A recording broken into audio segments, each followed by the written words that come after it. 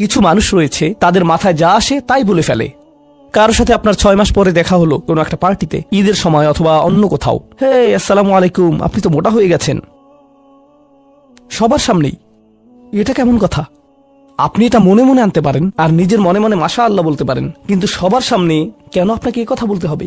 হেই, তুমি তো কয়েক বছর আগে পড়ালেখা ছেড়ে দিয়েছিলে, এখনো পাশ করনি, এখনো ফেল অবস্থাতে আছো। মানুষ আপনাকে এরকম কথা বলে আর এটা আপনাকে রাগান্বিত করে। এই অবস্থায় কি করবেন? আল্লাহ বলেছেন এটা আপনার মনের বিনয় প্রকাশের অংশ। এভাবেই আল্লাহ আমাদের বিনয় যাচাই করবেন। আর প্রসঙ্গক্রমে তারাই হয়ে থাকে আমাদের সবচেয়ে কাছের মানুষ, যার অর্থ আপনি এই ধরনের পরিস্থিতিতে বারবার বারবার বারবার পড়বেন। কিভাবে এটা থেকে বেরিয়ে আসবেন? আল্লাহ বলছেন ওয়াইদা খাতাবাহুমুল জাহিলুনা ক্বালু সালামা। এটা দিয়ে কতিপয় জিনিস বোঝায়। আমি এখানে সেই কয়েকটি শিক্ষা নিয়ে আলোচনা করব। যখন এমনটা ঘটবে আপনার তাৎক্ষণিক প্রতিক্রিয়া হবে শান্তি, ক্বালু সালামা। এটা দ্বারা বিদায় বোঝাতে পারে। আপনি বলবেন সালাম, আমি আর এই আলোচনা চালিয়ে যেতে চাই না, আমি সম্মানজনকভাবে আপনাকে বিদায় জানাবো। ও দাঁড়ান, আমার তো একটা মিটিং আছে। এর বাকি অংশটুকু আপনি মনে মনে বলতে পারেন আল্লাহর সাথে দোয়া করার জন্য, কিন্তু এটা তার কাছে প্রকাশ করার প্রয়োজন নেই। শুধু বলুন যে আমার একটা মিটিং আছে, আর সেখান থেকে চলে আসুন, কারণ আপনি এটা নিতে পারবেন না। তারা সেখান থেকে বেরিয়ে আসে সম্মানজনকভাবে, এটা একটা অর্থ। যখন জঘন্য মানুষ আপনার কাছে আসে, বেরুবার পথ খুঁজে বের করবেন। কোরআন এই সূরাতে আরো পরে যা বলেছে যে মাররু কিরামা, সম্মানজনকভাবে তারা এটা অতিক্রম করে চলে যায়। কিছু কিছু মানুষ আছে যারা এমন কথা বলতে চায় যা আপনাকে রাগান্বিত করবে। তারা আসলে এটা করে মজা পায়। তারা কথা বলবে শুধু আপনাকে উত্তেজিত করার জন্য। আর তাদের কেউ কেউ জানে যে ঠিক কি বলতে হবে, কারণ তারা আপনার সাথে আগেও কথা বলেছে। আর তারা জানে যে কোন জিনিস আপনাকে রাগিয়ে তুলে, তাই তারা জানে যে কোন বাটনটি প্রেস করতে হবে আর কিভাবে আপনাকে বিরক্ত করতে হবে। আপনি বসে আছেন, আমি উত্তেজিত হব না, আমি উত্তেজিত হব না, আমি উত্তেজিত হব না, কিন্তু তার কথা শুনে আপনি বিশাল দানবে পরিণত হয়ে গেলেন, যার ফলে সব ধ্বংস হয়ে যাবে। আর সেই ক্ষেত্রে আপনাকে আগে এটা রোধ করতে হবে। আপনি এখানে কথা বলতে পারেন আর বলতে পারেন যে দেখুন, আমি এই বিরোধ চাই না, আসুন শান্তিপূর্ণ সময় ব্যয় করি, আসুন এই বিষয়টা নিয়ে আজ আর কথা না বলি, এতে অনড় থাকুন। এটা দিয়েও ক্বালু সালামা বোঝায়। আমি আপনার সাথে ঝগড়া করতে চাই না, আমি শুধু চাই আলোচনাটা যাতে কুৎসিত পথে এগিয়ে না যায়। কখনো কখনো আমরা ভদ্রতা দেখাই, আর সেই সুযোগে মানুষ আমাদেরকে অসম্মানজনক কথা বলতে থাকে, এবং আত্মবিশ্বাসের সাথে মানুষকে জানিয়ে দিবেন যে তাদেরকে থামতে হবে, তারা সীমা ছাড়িয়ে যাচ্ছে। এটা সঠিক নয়, এমনটা করা সম্মানহীনতা নয়, শিষ্টাচার বহির্ভূত নয়। আপনি নিজের জন্য রুখে দাঁড়াতে পারেন, কিন্তু এটা শুধু মর্যাদাপূর্ণ উপায় করতে হবে, এমনভাবে যা শান্তিপূর্ণ।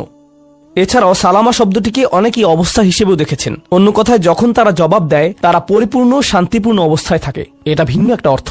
যখন জঘন্য মানুষেরা আপনার সাথে কথা বলে, তারা আপনাকে বিরক্ত করে, তারা রাগান্বিত করে, তারা মিথ্যার পর মিথ্যা, মিথ্যার পর মিথ্যা, মিথ্যার পর মিথ্যা বলে, আর আপনাকে সেখানে বসে এটা শুনতে হয় যেন এটা সত্য।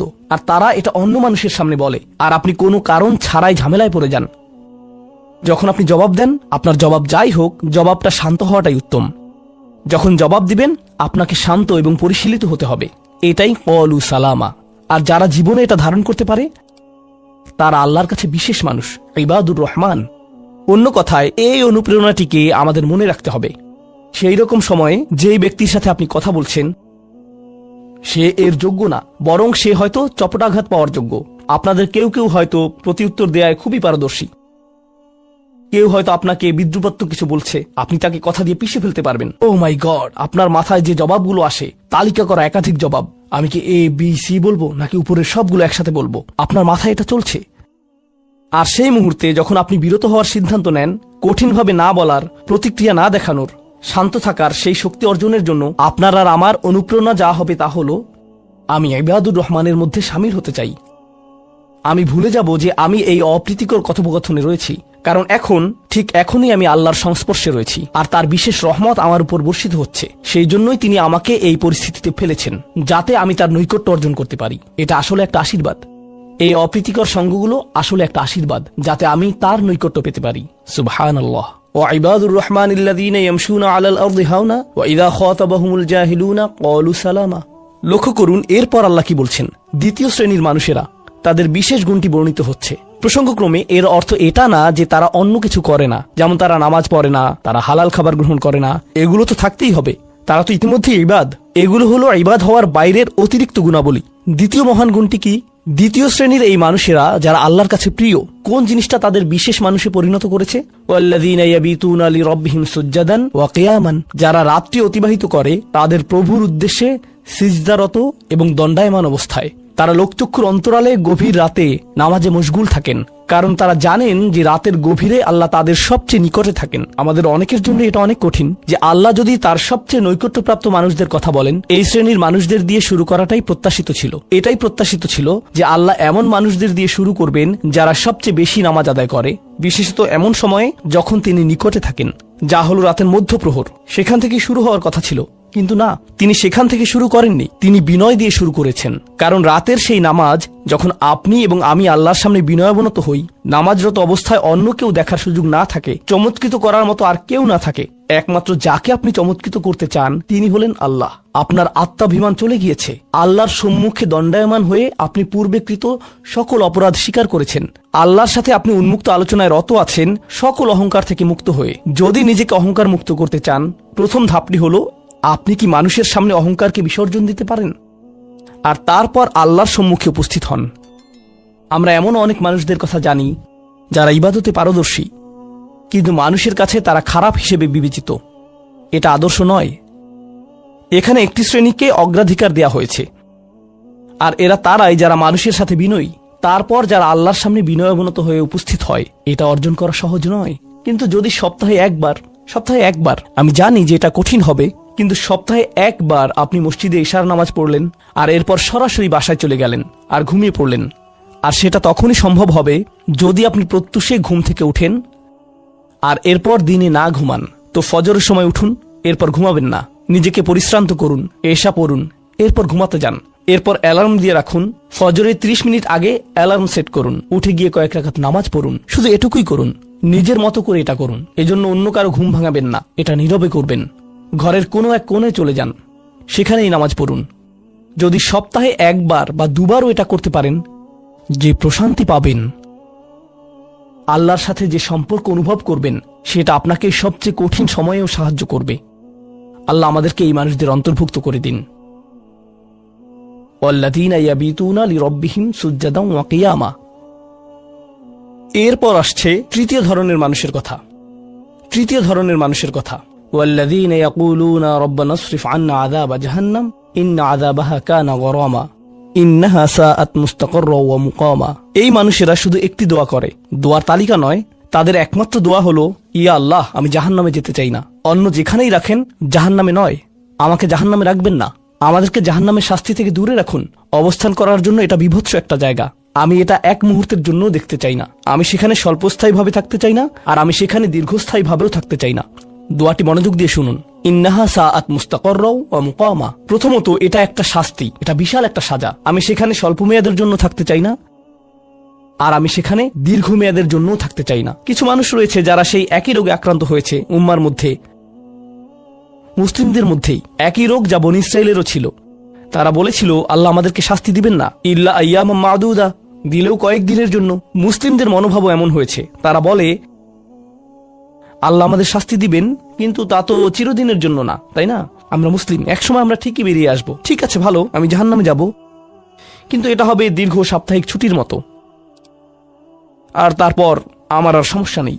দেখুন আল্লাহর নৈকট্যপ্রাপ্ত মানুষদের দোয়া। তারা আল্লাহকে বলছেন, ও আল্লাহ, আমি জাহান্নামে যেতে চাই না, স্থায়ীভাবে না, অস্থায়ীভাবেও না। আমি স্বীকার করছি যে অবস্থানের জন্য এটা বিভৎস একটা জায়গা। মুস্তাকাররান ওয়া মুকামা, শুধু থামার স্থান হোক অথবা চিরকালীন স্থান হোক, আমি এগুলোর কোনোটাই চাই না। আজকে আমি সূরাতুন নিসার দুটি আয়াত শেয়ার করতে চাই। একটি আয়াতে আল্লাহ বলছেন সবার আগে কোন কোন পাপগুলো থেকে আমাদেরকে দূরে থাকা প্রয়োজন। অনেক সময় একজন মুসলিমের জীবনে কাজের অগ্রাধিকার নির্ধারণের ক্ষেত্রে সঠিকভাবে বুঝের অভাব দেখা দেয়। কিছু কিছু কাজ অন্য কাজের চেয়ে বেশি গুরুত্বপূর্ণ, অন্যান্য কাজের চেয়ে আপনার নামাজ বেশি জরুরি।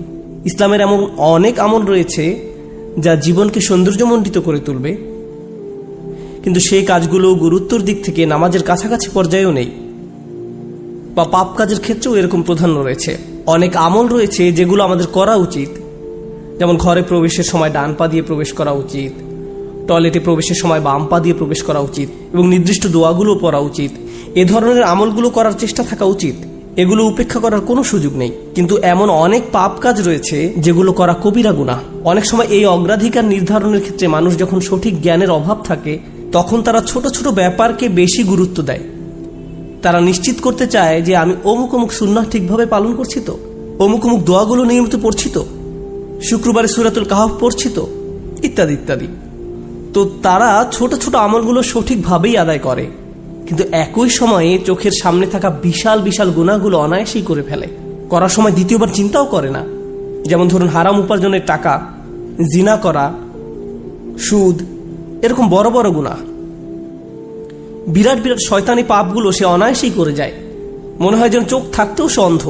ছোট ছোট আমলগুলো আপনি ঠিকই গুরুত্ব দিয়ে করে যাচ্ছেন, যেন মনে মনে ভালো ফিল করতে পারেন যে যাক আমি তো ধর্ম পালন করছি। এজন্যই কুরআন আমাদেরকে বিভিন্ন আমলের সঠিক অনুপাত ঠিক করে দিয়েছে। আল্লাহ এই আয়াতে বলছেন, ইনতাজতানিবু কাবাইরা মা তুনহাউনা আনহু, যদি তোমরা নিষিদ্ধ কাজের বড় বড়গুলো হতে বিরত থাকো। সুতরাং দেখা যাচ্ছে এমন অনেক বড় বড় পাপ রয়েছে যেগুলো থেকে আমাদের অবশ্যই বিরত থাকতে হবে। যদি আমরা এটা করতে পারি তাহলে ছোট ছোট পাপের ক্ষেত্রে আল্লাহ বলছেন, নুকাফিরু আনকুম সাইয়্যাতিকুম, তাহলে আমি তোমাদের ছোট ছোট পাপগুলো ক্ষমা করে দেব। অর্থাৎ আগে সিরিয়াস ব্যাপারগুলো যত্ন নাও। কোরআন যেগুলোর উপর গুরুত্ব আরোপ করেছে, যেমন টাকা উপার্জনের বিষয়টা, কিভাবে আমরা টাকা আয় করি এবং কিভাবে তা ব্যয় করি, সে ব্যাপারে আগে যত্নবান হওয়া, এটা খুবই সিরিয়াস একটা ব্যাপার।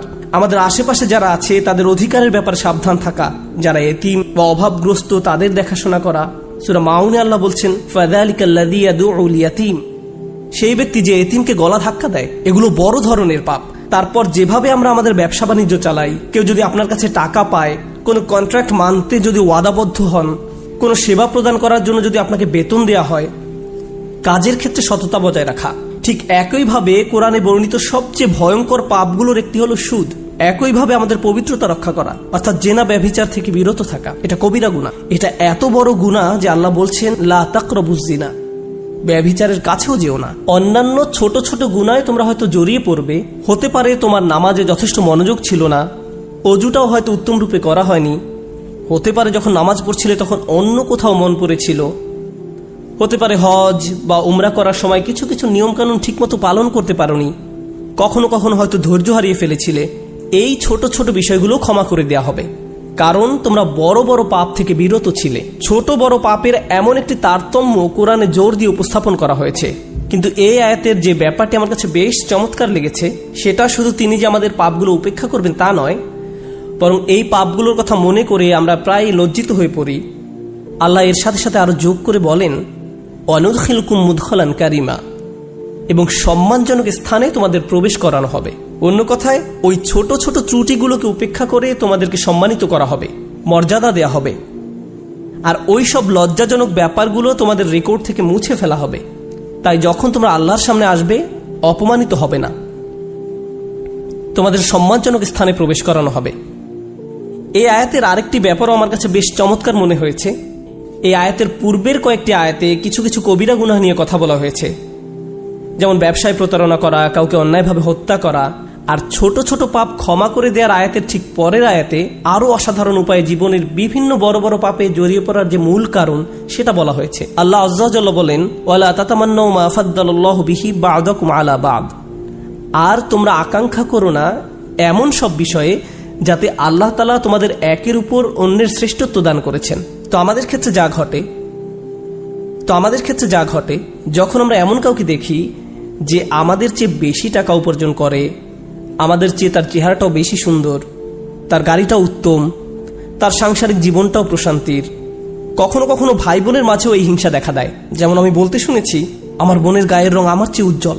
হিংসা বিভিন্ন প্রকৃতির হতে পারে। কারো ভালো কিছু থাকার কারণে আপনি তাকে ঈর্ষা করতে পারেন, এবং আপনার নিজের সেটা না থাকার কারণ নিয়ে সারাক্ষণ চিন্তা করতে পারেন। আর এই চিন্তা আপনাকে শেষ করে দিতে পারে। এটা ছোট বড় যে কোনো কিছুর জন্য হতে পারে। এটা বস্তুগত বিষয়, যেমন অর্থকড়ি, ঘরবাড়ির জন্য হতে পারে। আবার অবস্তুগত বিষয়, যেমন বাবার ভালোবাসা, মায়ের ভালোবাসার জন্যও হতে পারে। বাবা কেন তাকে এত ভালোবাসে? আমার প্রতি তো এত মনোযোগ দেয় না। মা সবসময় শুধু আমার দোষ দেখেন, তিনি কখনো ওর দোষ দেখেন না। মাঝে মাঝে পিতামাতার আচরণ ব্যাপারটাকে আরো জটিল করে তোলে, কারণ তারা বারবার বলতে থাকেন, কেন তুমি তোমার ভাইয়ের মতো হতে পারো না? ও কত লক্ষ্মী। তাদের এমন আচরণ পরিবারের ভিতরে আরো বেশি হিংসা তৈরি করে। আল্লাহ এখানে বলছেন, অন্যদের যা দেয়া হয়েছে তার জন্য আকাঙ্ক্ষা করো না। আপনি নিজেই তো দেখতে পান যে আপনার চেয়ে ভালো চেহারার মানুষ রয়েছে, আপনার আমার চেয়ে বুদ্ধিমান মানুষও রয়েছে, আমাদের চেয়ে বেশি টাকা কামাই করে এমন লোকজনও রয়েছে। পরিবারে এমন কেউ থাকতে পারে যে আপনার চেয়ে বেশি প্রশংসা লাভ করে। কখনো কখনো হয়তো অন্যায়ভাবে তাদেরকে প্রাধান্য দেওয়া হয়, কিন্তু অনেক ক্ষেত্রে আসল ব্যাপার হলো আল্লাহ তার জন্য রিজিকের যে দরজা খুলে দিয়েছেন তা তিনি আমার জন্য খুলেননি, তিনি আমার জন্য অন্য দরজা খুলে দিয়েছেন। আমরা অন্য একজনকে যা দেয়া হয়েছে ঠিক সেটাই কামনা করি। আল্লাহ আপনাকে আমাকে অন্য একজনের মতো করে বানাননি। আল্লাহ অন্য মানুষদের জন্য রিজিকের যে দরজা খুলে দিয়েছেন তা হয়তো আমার জন্য দেননি। আমাদের প্রত্যেকেরই রয়েছে জীবিকা উপার্জনের স্বতন্ত্র সুযোগ।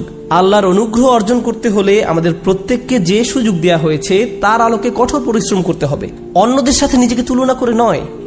এই আয়াত যে ইতিবাচক বিষয়গুলোর প্রতি জোর দেয় সেটা আলোচনা করার পূর্বে আমি আরেকটা ব্যাপারে কথা বলতে চাই। এই হিংসা কেন অনেকগুলো বড় বড় গুনাহের মূল কারণ?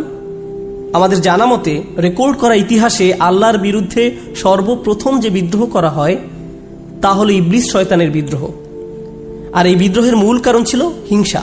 সে কেন এত মনোযোগ পাচ্ছে? তাকে তো জাস্ট মাটি দিয়ে তৈরি করা হয়েছে। এভাবেই অবাধ্যতার শুরু। মানুষ পৃথিবীতে আসার পর সর্বপ্রথম যে পাপটি সংঘটিত হয় তা হলো কাবিল কর্তৃক তার ভাই হাবিলের হত্যা। সেটাও ছিল হিংসার কারণে।